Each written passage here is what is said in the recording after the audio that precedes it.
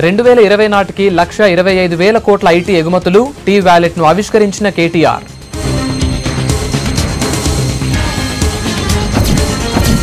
రాష్ట్ర అవతరణ సంబరాలకు ఏర్పాట్లు, 2,000 మంది పోలీసులతోని భద్రత.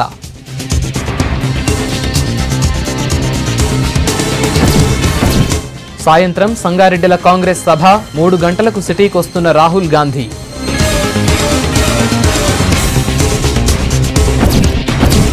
రుణమాఫీ కోసం మహారైతుల నిరసన, కూరగాయలు, పాలు పారబోసి ఆందోళన.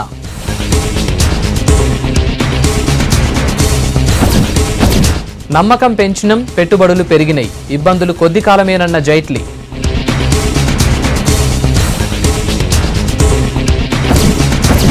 పశువధ నిషేధం మీద ఆగని గొడవ, మద్రాసు ఐఐటీల విద్యార్థుల నిరసన.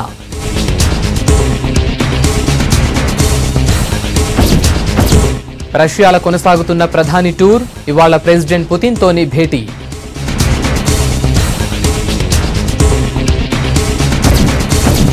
కశ్మీర్లో 2 ఉగ్రవాదుల హతం, పాక్ కాల్పులకు భారత్ ఎదురుదాడి.